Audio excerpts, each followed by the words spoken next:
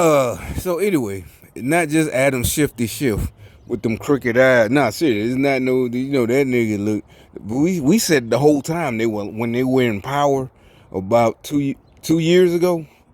You're like, aren't they still? Nah, I think they've been out of power. Seriously. Now at this point, this is me just being egotistical. I think they've been out of power. You're like, well, why are they still, this and that and the mask?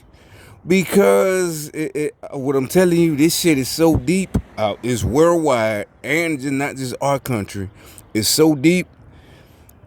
It's taking a minute. It's taking a minute to get rid of all of them.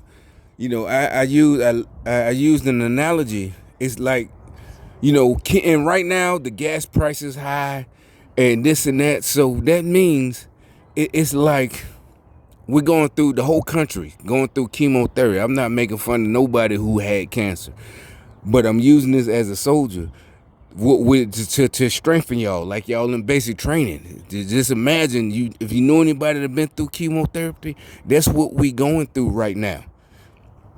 The gas price, all this shit, this to get rid of them. We got to get rid of these people. So all that we right now, you're like, well, why can't they just look? They got deep operatives. Remember, I done told you they got motherfuckers on the ground level. Ground level privates, like if you know military rank or whatever in the Air Force. I don't even know Air Force rank, airmen. Or whatever the Navy rank is for E1. They got people low level, so you got to get rid of all of it. That's why it's taking so long.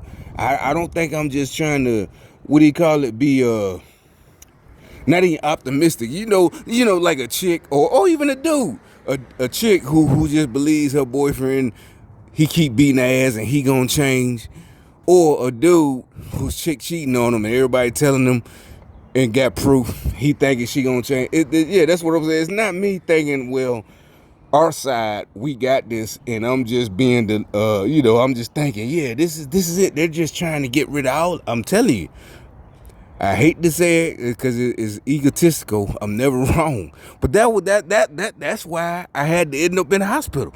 Because that's if I wasn't never wrong, I wouldn't have thought something was wrong with me. Because it's like ain't no way in hell people are spying on me. That's when I first turned myself like, oh shit. So and that's why I feel so bad for them. I'm like, why can just come to us? You know where it's like y'all like to say, they said this morning, you know everything, y'all know. Yeah, exactly. That's the point. We're at war. We know everything. All the war tactics, ancient war tactics. Some of y'all might have read Sun Tzu, but you don't have what we have. You don't have the knowledge. You know, so yeah, you're like it's a dumb, like that's a diss. Oh, you're Mr. Know-It-All. Yes, bitch. That's what we're trying to tell you. I'm Mr. Know-It-All. You're gonna die horribly. What part you don't understand? I'm not, I'm laughing like it's a joke, but it's not a joke, homeboy. It's like I'm the only one making it so bad. I know everything, so that's why I'm the only one who care for you. Cause the ones who don't know everything, they don't care about you. Cause I know everything. I'm not trying to burn in hell. I'm pretty sure I'm far from it. And at this point, there's nothing I could do. But I just ain't finna take even the slightest chance.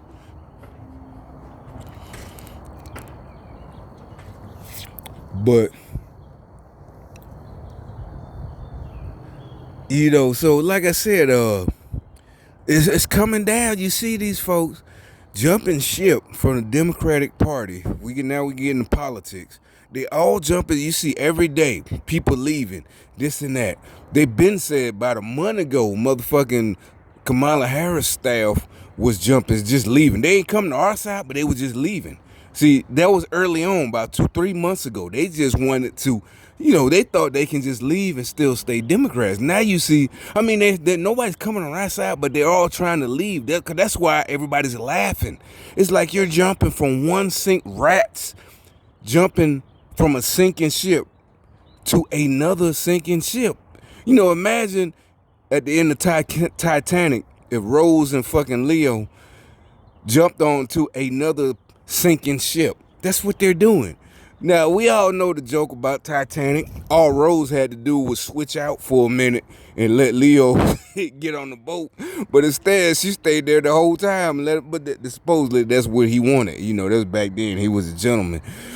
But it's mostly women. I think it was women who thought of that shit. Like, wow, men, we ain't think of that shit. We all brainwashed, all us. And I'm talking about, just. So Leo DiCaprio, he stayed on the guy in the ocean the whole time and froze to death. And I think it's women that got there first figured it out way back in the 90s. Like, why she didn't just get in the water, for a couple of, keep switching out so he wouldn't have died. But instead, he got hypothermia. Either way, my point is, it's neither one of those situations. It's like both of them, Rose and Leo, is goddamn, they got out the Titanic and then jumped into a lifeboat with a hole in it. So that's like staying in the Democrat Party. You quitting Joe Biden, but you staying in the Democrat Party. You jumped out of one boat, a cruise ship or a sailor ship or a military ship or whatever, a cargo ship, into your goddamn, what you call it, your lifeboats. But this lifeboat happened to have a hole in it. So either you jump from one sinking ship to another sinking ship. That's what everybody's saying like today, literally. If you want to do the live feed, whatever, that shit right now, it's like, because not just the whole country, the whole world know this shit was bullshit. We know who did it. Like I said, you know me, I go to the top. Look up George Soros, an evil nerd. He's a Jew. You're like, well, you're dissing Jews. No. This Jew worked for Hitler when he was fucking 12. He worked for the Nazis. He said it himself. We got the internet and YouTube. So the dude that financed a bunch of like the Kim Fox in Chicago, he financed her. This is not this is an open secret. He financed her. The DA in Chicago, he financed all them people, all the black folks getting murdered. This psychopath financed her. Kim Fox. All right, now look up in the 70s a George Soros interview. He bragged about working with the Nazis when he was like 12 or 13 and during World War II. This ain't nothing some people made it up. No, this is like a PBS special from the 70s. You could tell from the texture of the the film. So this dude killed his own people. He was a Jew. He was born a Jew. He killed, so that means the Nazis come down the street and we gonna round up all the black people, da-da-da. And so you're a 12-year-old, I'm talking about right now, I'm doing an analogy. You're a 12-year-old, Nazis come through right now, killing black folks, and you point out where they hiding. That's what he did. And he bragged about it in the 70s. But that's when he became rich. He did some dirty shit to become rich. You got to look up George Soros. Look him up. Look up the whole thing. That's what we be trying to tell y'all. It's like y'all like when I say something, y'all just ignore it. Like, oh, you think you know everything. Well, this is your fucking life. You see everything, and it's not about gas prices. I'm trying to tell you, these people want to kill y'all. What part you don't understand? It ain't even lynching, racist. No, you are treasonous. This is old school treason. And it's not, back then, all the stories we heard, the French Revolution, Three Musketeers, that was when the king, was treating us bad. Y'all fuck with us and we was doing good. Y'all got mad because we was doing good. And the history's gonna show that y'all were just jealous and mad. Y'all wasn't getting treated bad. Y'all the motherfuckers that wanted body cams. George Floyd. It didn't make it so bad if you sold dope. I don't give a fuck, nigga. Matter of fact, since I said everything's over with and I done handled my shit, me and George Floyd the exact same age. He was born the exact same year. So I couldn't even understand when he got goddamn, cause like I said, nigga, ain't no way in hell you start using crack and you was born in 1974. By the time you was 13, 14 in 1988, 87, why in the hell? Use crack? George Floyd? He sitting there. I don't know nobody my age that's a fucking crackhead. You can say, well, his truth is different. He came from a different, I don't give a fuck, nigga. There's nobody my fucking age that I know that's a fucking crackhead. Everybody wanted to sell dope. Who in the hell in 1986 was 12 years old and wanted to smoke crack? You know, all that shit Nancy Reagan was talking about, you know, don't just say no. Oh, make it so bad. I didn't even know the fucking DARE program to about 2014. My whole life, I thought the fucking DARE program was to keep you from selling drugs. I'm telling you, one time when I was 14, ninth grade, 1988, a car drives by. It's a Porsche, and it's painted with DARE, and it got police lights. This true story. Drove straight by my high school, but it's from another city. The white folk city, Homewood. I already said I'm from Birmingham, so it's from Homewood. If y'all seen Friday Night Lights, you know, Homewood is the white folk city. Yeah, the TV show on MTV. That was, yeah. But anyway, that wasn't the point. This is 88. My point, just like right, I'm standing here right now, a motherfucking Porsche 911 drives by, it's painted black, and it got the red DARE colors on it.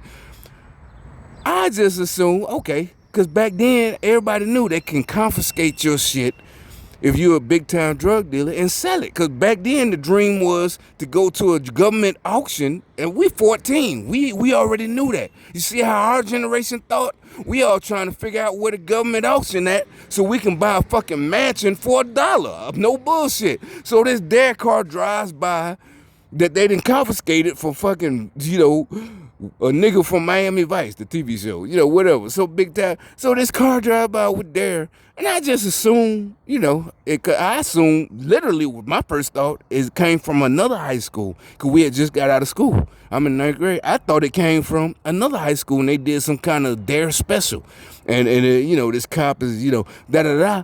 But at that time, I had no clue till about 2015 that shit DARE was about not using drugs. Because like I said, in my generation, nobody thought about using crack. I thought it was about keeping us from selling crack, keeping us out of gangs, keeping us from getting killed. That's what I thought DARE was. So anyway, the way I found out, when I moved up here, I was in the VA. I was at an appointment, and the dude is younger than me. He was a Navy vet. He's doing his paperwork, you know, da da da da. Oh, you know, he's checking me in, and he just jokes. Oh, he saw my age. Oh, you that DARE generation. I'm like, yeah. You know, and then he said something. He mentioned something I can't remember exactly, and I said, oh shit, DARE was to keep you from using drugs. I'm like, who in the fuck in 1988 thought about smoking crack? I don't know about females. Every nigga I know, you wanted to, because, you know, we saw it in person. It wasn't just the movies. It wasn't just rap music. You know, you see a nigga every day you go from school. Maybe he picking up his nephew. You even know him. This nigga driving by in a fucking, you know, a Benz, and it's some crazy color, candy apple red or candy apple, the green, that you know, like a Jolly Rancher with some chrome rims on it.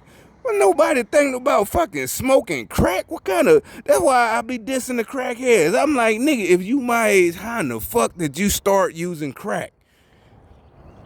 You know, it wasn't even Nancy Reagan saved us or none of that shit or the DARE program. I never even fucked with the DARE program. I done donated in the last couple of years. Because matter of fact, it was a DARE dude. I even got a t-shirt about 2 years ago. You know, the gang stuff, they had him show up one time. I don't know where I was going. Matter of fact, I was at the T-Mobile Sprint store, and they was outside. Yeah, I gave him some money.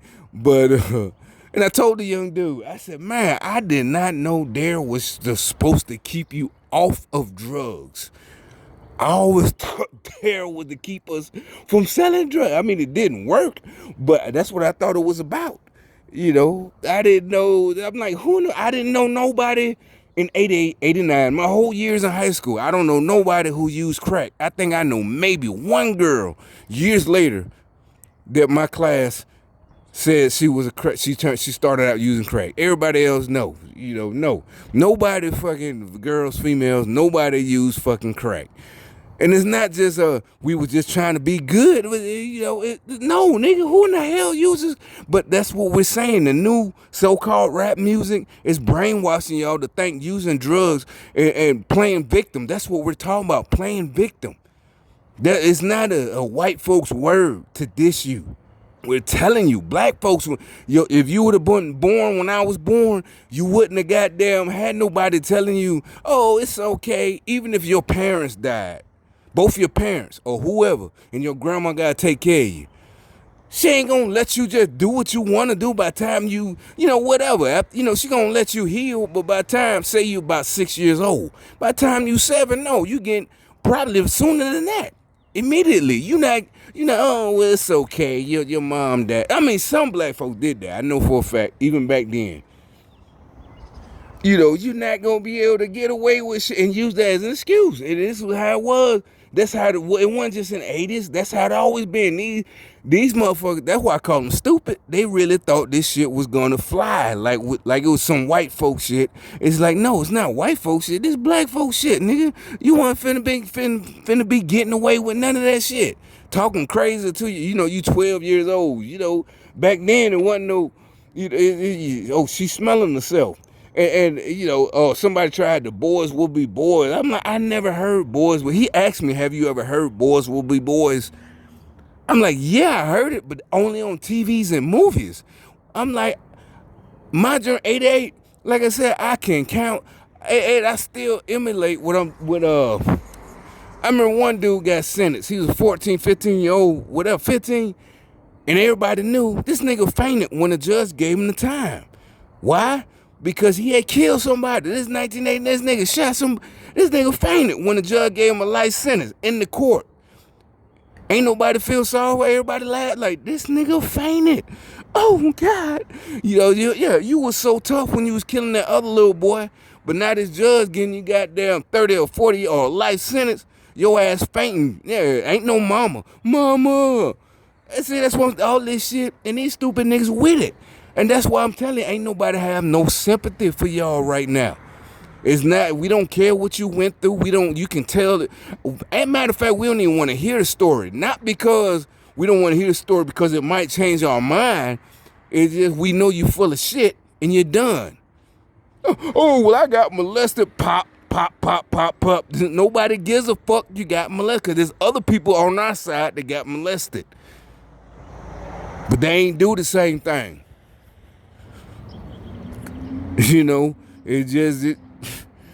And all we telling you is just listen. We don't want you to listen to us to try to rule over you. And we gonna rule you and make you do it. It's like, where y'all come with this stupid shit?